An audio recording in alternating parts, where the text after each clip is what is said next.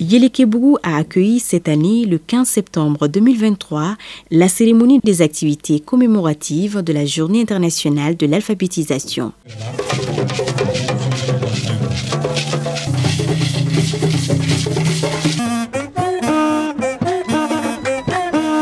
Le choix de Yélékébou n'est pas fortuit parce que c'est un village qui a une longue et riche expérience en matière de l'alphabétisation.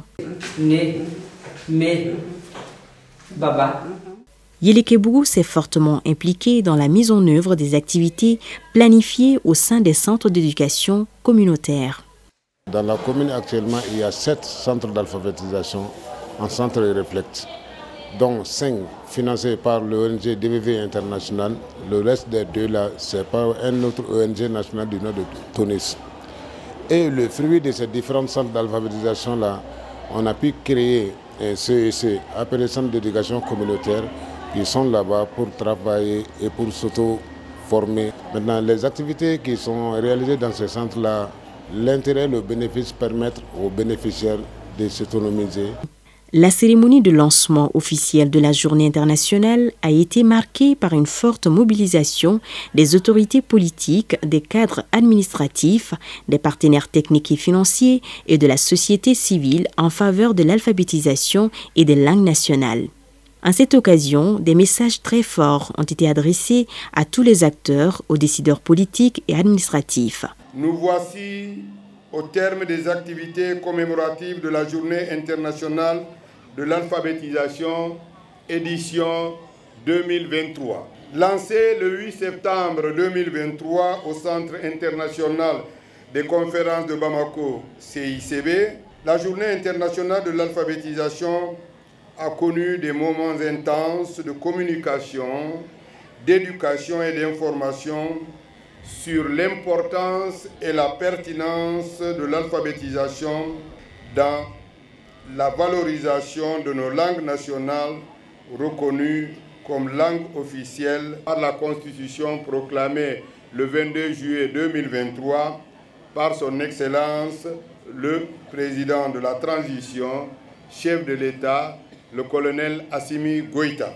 Une conférence débat organisée dans la salle Adama Berté le mardi 12 septembre 2023 a porté sur des thèmes très évocateurs. L'alphabétisation au service du peuple pour une meilleure valorisation de nos langues nationales.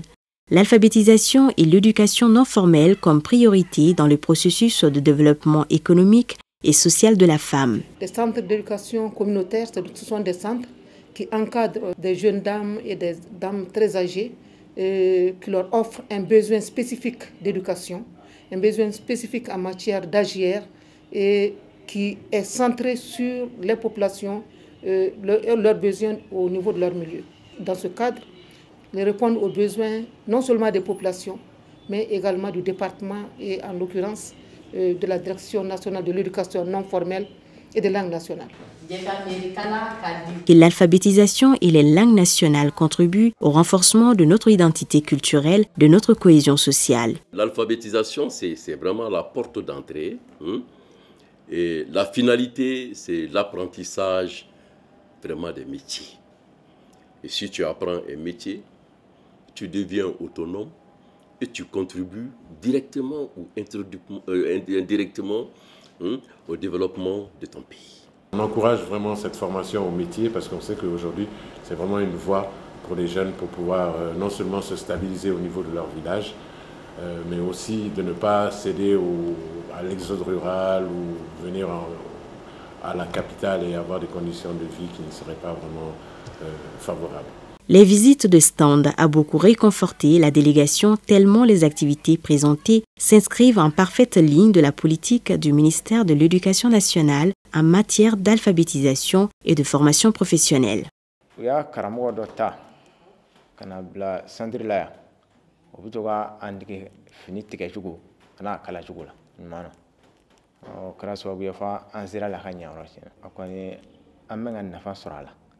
Sela kabni anya akala kasela amma sega musaka mseni chamandara nafo anga demaya ana amzo uyane men ko sebe u ya formation kala yini kana an ge safne blala ka fla ka safne bla am safne bla gwa mingo ka fla ko o gwajo anye safne flani de matike muso fama pa biya tala safne re anye roba ka safne bla ka sa ka fla ka fere ka doni tora kuna ka ne wona dépasser soro aya yele ma ba do nga koro mo meta atiga diga sa sugo kono funyo dabla be na anye roba ka atiga diga bla anye roba sugo amosa ko kana non. Le maire de la commune rurale de Yélékébou, le chef de village, le directeur de l'académie d'enseignement et les directeurs de centre d'animation pédagogique de Kati ont été invités à accorder une attention toute particulière à l'alphabétisation et à l'éducation non formelle inhérente au développement harmonieux.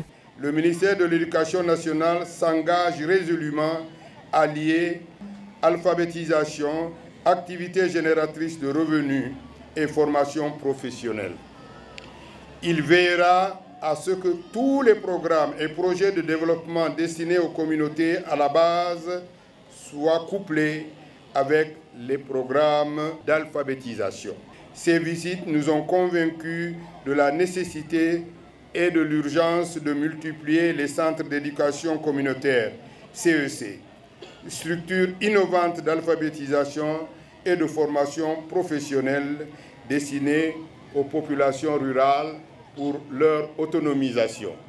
Durant la semaine de 8 septembre au 15 septembre 2023, le message émis par les autorités politiques, les cadres administratifs et les artistes ont appris à tous que l'alphabétisation des communautés à la base est une stratégie incontournable si nous voulons valoriser nos langues nationales qui sont le support de notre culture et de notre identité. Il n'y a pas de développement véritable de notre pays qui ne prenne appui sur les populations alphabétisées.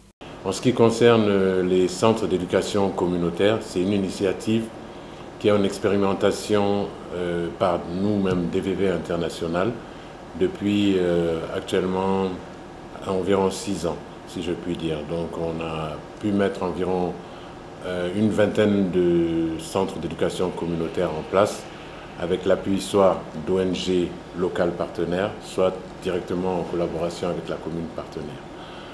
Donc c'est des centres où vous pouvez non seulement bénéficier de l'alphabétisation fonctionnelle pour des adultes qui ont des besoins d'éducation, mais aussi des centres qui peuvent se transformer en centres de formation professionnelle ou de formation qualifiante pour des jeunes qui n'ont pas d'autres structures locales qui leur permettent de leur offrir ces offres d'apprentissage.